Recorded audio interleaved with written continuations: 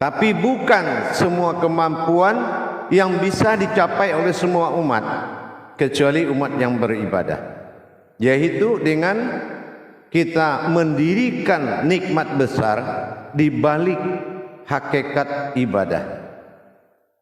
Nikmat rezeki yang ada di balik ibadah yang dijanjikan dengan nyata. Kita lihat dalam makom surat Al-Baqarah ayat 3. Allazina yu'minuna wa bil ghaib wa yuqimunas salat wa mimma razaqnahum yunfikun. Nah, ini jelas. Orang yang telah menjalankan atau sedang menjalankan keyakinan kepada keghaiban Allah, yaitu wa yuqimunas shalah, yang hakikat di dalam solat, bukan asal semua gaib, tetapi yang hakikat dalam solat. Wa yuqimunas shalah, inilah kuncinya. Wa mimma razaqnahum yunfikun. Hakikatnya adalah sebuah kemudahan dan kemenangan dalam menjalankan nikmat rezeki. Rezeki yang dimaksud di sini kita melihat lagi kepada hakikat solat dalam Asmaul Husna dengan asma ya razaq. Ini adalah urutan ke-17 juga sebagai 17 rakaat. Artinya apa? Allah sangat mengerti apa yang dikatakan la ka'ufun ilallah, yang memberikan atau yang memiliki rasa kaget, terkejut atau tidak ketenangan. Tetapi asma yang menentukan, apabila memang betul kamu sedang mengadakan mujahadah kepada Allah, tidak ada orang teraniaya di jalan Allah, asal kamu sudah bisa menggeser atau meningkatkan iman tauhidmu kepada Allah. Kalau iman tauhidmu sudah bisa ditingkatkan kepada Allah, maka kamu akan merasakan nikmatnya sifat-sifat Allah yang ditanamkan di dirimu sebagai kekuatan untuk menuju Tuhan. Asmaul Husna. Makanya kalau di Al-Quran kita cari Asmaul Husna ini tidak ada. Tetapi jangan salah, justru Asmaul Husna itulah kuncinya dalam memahami makna hakikat yang ada dalam tersurat. Asmaul Husna, menuju nama dan mendekatkan diri. Untuk itu kita memiliki sebuah kemampuan yang mana kemampuan ini difasilitasi oleh Allah dengan namanya. Kita ketahui dulu kajiannya. Apa itu Ar-Razzaq? Apa itu Ar-Razzaq? Yang hakikatnya Ar-Razik, yang wujudnya Ar-Razzuq. Nah, kalau kita sudah mengerti itu, apa adab-adab yang harus kita lakukan? Apa hakikat yang harus kita nikmati di dalam hal ini? Umpama kita percontohkan ke sebuah perdagangan. Dalam perdagangan selalu orang berpikir wujud dagang yang dia dagangkan, tapi dia tidak berpikir kodrat dagangnya. Ini kita percontohkan dagangan atau pekerjaan. Ya, lebih lazimnya kepada usaha ya. Tidak ada khususnya, semuanya. Dia lebih kebanyakan orang memikirkan wujud usahanya daripada kodrat usaha. Kodrat usahanya belum nyambung kepada yang pemilik usaha, pemilik rezeki. Dia tidak pernah beramal kepada dagangannya dengan jalan asma Allah. Ini memiliki rahasia-rahasia yang mana telah dipercontohkan oleh Rasulullah di saat dia seorang pedagang. Orang tidak melihat dagangannya, tapi orang melihat yang berdagang. Karena undangan Allah ada pada kodrat. Dengan dia duduk mewakili asma Allah Ar-Razzaq, dengan dia melihat wujud dagangnya adalah Ar-Razik, dan dia mendatangkan wujud kodrat dagang itu ya Razuk. Ini ada adab-adab yang harus dilakukan. Jangan nanti kita berpikir asal ingat Allah ingat rezeki. Tetapi rezeki itu adalah kodratnya Allah. Jangan berpikir ingat Allah ingat rezeki. Tetapi dagangan kodrat rezeki itu adalah kodratnya Allah. Pernahkah orang merasakan dia duduk mewakili Allah dalam asmanya? Tidak. Dia hanya berpikir bagaimana serakah menjual barang untungnya banyak, melancarkan jalan dapat rezeki banyak, menunaikan pekerjaan dapat nilai tambah. Tetapi tidak pernah dia duduk sebagai amanah Allah dengan ya Razak. Kita menyebut ya Razak itu sama kita menyebut ya Allah. Apakah batin kita sudah baca? Bisa begitu. Menyebut ya Razak itu ya Allah. Wujud ya Razak itu adalah kamu. Wujud ya Razik adalah di depan kamu. Wujud ya Razuk adalah makom wujud kodrat itu sendiri. Usaha itu. Pernahkah kamu menjadi Tuhannya usaha itu? Tetapi kamu yang bertuhan kepada usaha itu, itulah dasarnya kegagalan. Sama kayak kita bertuhan kepada dirinya atau ke asmanya. Nah sama juga di saat kita melaksanakan usaha. Apakah kamu seorang yang disalut dan diwujud disembah oleh usaha, atau kamu yang menyembah usaha? Kebanyakan Allah dinista dari sini dan dinilai dari sini. Dia melihat wujud harta, tapi dia lebih meruntuhkan kalau dia adalah sebuah harta dari Allah. Kalau dia memang hartanya Allah, kenapa dia mencari sesuatu yang di luar makomnya Allah? Harusnya harta di depan, pasti harta di belakang. Untuk itu jamaah sekalian rahimakumullah, kita harus mengerti hakikat daripada semuanya. Apapun usahamu, kalau kamu budak dari usaha itu, tidak akan pernah kamu mendapatkan kemenangan. Tapi kalau kamu sudah menjadi panutan dari usaha itu, sebagai walinya Allah dalam usaha, menjalankan amanah Allah dengan ya Razaknya,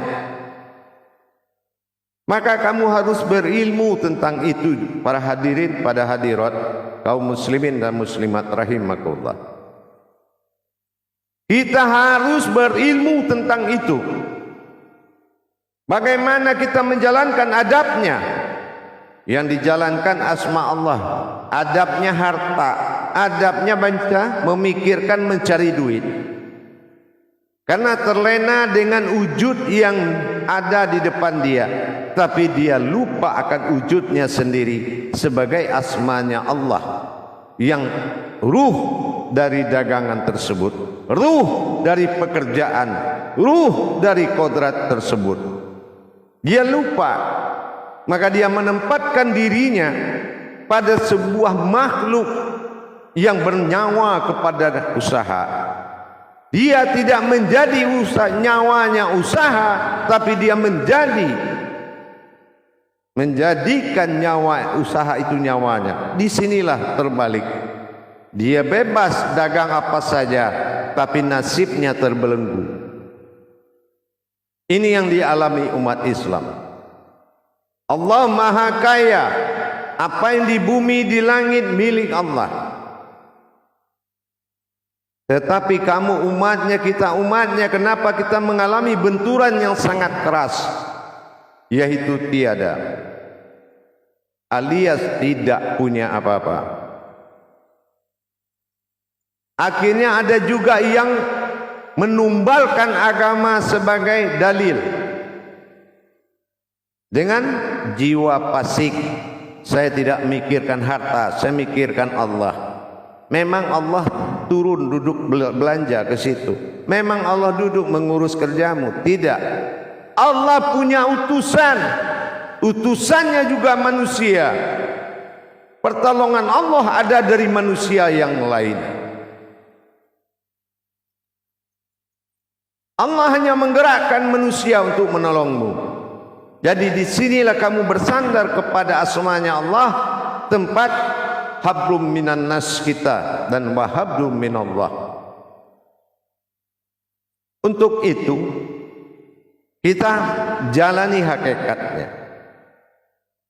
Apa hakikat yang harus dijalankan? Kunci daripada 17 ini, asma Allah yang ke-17 Ar-Razzaq ini ada pada kekuatan, yaitu 17 rakaat. Ini wajib dilaksanakan baik dengan syariat, hakikat, tarikat dan marifatnya. Itu wajib dilaksanakan. Wajib. Tetapi ruh dari kodrat Ar-Razzaq ini adalah Ar-Razik dengan Ar-Razzaq. Nah, di mana kita mengambilnya? Kita menjalankan adab pertama, kita laksanakan sholat duha sebagai sholat pembuka. Nanti sholat penutupnya adalah sholat hajat 2 rakaat sebelum tidur. Sholat duha 2 rakaat, ingat, kalau kita sholat fardu membelakangi matahari dan menghadap ke matahari terbenam, matahari yang hidup kita belakangi matahari yang kita hadapi, itu menandakan tidak ada kehidupan dunia di dalam kodrat ibadah sholat, tetapi menimbulkan kehidupan dunia bisa. Ini yang dikatakan wal masriki wal maghribi, innal was masrik wal maghribi al hayatun dunya wal akhirah. Tenggelamnya sebuah kehidupan menunjukkan kematian, karena kematian itu akan melahirkan kembali kehidupan. Tapi dalam kodrat melakukan ibadah sholat duha akan menjadi perhatian adalah membelakangi matahari tadi. Di sini ada yang kita belakangi yang bernama an-nuru, yaitu nilainya sebuah cahaya batin.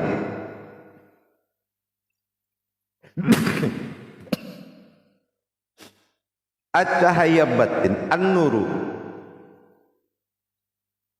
Bagaimana dengan kodrat an-nuru itu? An-nur, ada an, ada batin di dalam cahaya itu. Simak baik-baik. Ada batin di dalam cahaya itu an-nuru. Pasangannya di diri kita mana? Di diri kita. Itulah yang dikatakan Nur Muhammad, pasangannya. Apabila an-nuru batin yang keluar dari matahari pagi tadi, di saat kita duha, itu yang menyentuh Nur Muhammad, maka Nur Muhammad menghidupkan, menghayatkan asma Ar-Razzaq tadi. Dengan kita berzikir, mengingat batin yang ada di dalam an-nuru tadi, dengan ya Razzaq, ya Razik, ya Razzaq, ya Razzaq, ya Razik, ya Razzaq. Melihat ketiga kodrat tadi, melihat kepada wujud batin yang hawanya memiliki hawa batin bernama an-nuru. Ya, dari situ kita melihat tiga yang ada di dalam suatu usaha. Ya Razzaq yang berusaha, yaitu mawujudnya adalah kita umat.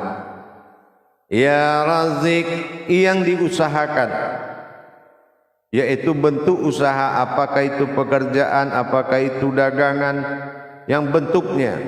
Ya Razzaq, nah inilah nikmatnya.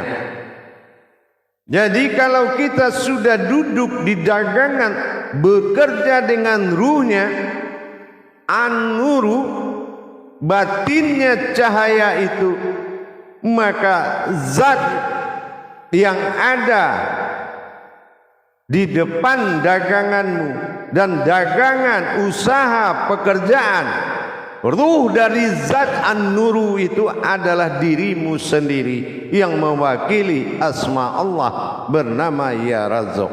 Jadi kita bicara dengan kodrat dagangan atau kodrat usaha itu. Kita bisa berbahasa batin, kita bisa bicara dengan batin kita. Kalau kita terlambat datang umpamanya di dagangan, Assalamualaikum ya Nuru, ya Assalamualaikum ya An-Nuru, ya Nur. Jadi bercahaya daganganmu, bercahaya pekerjaanmu, bercahaya auramu. Inilah yang wajib dilakukan. Tapi kalau kita tidak mengerti batin usaha atau batin daripada Ya Razzaq itu An-Nuru, batin An-Nurnya, maka kita tidak duduk di dalam batin An-Nur di saat berusaha. Usaha itu dagang, usaha itu usaha, umpamanya apa saja boleh. Tetapi kamu adalah Tuhannya dari usaha, bukan usaha yang dijadikan Tuhan. Terlambat baca Assalamualaikum, pulang baca Assalamualaikum, ada adabnya.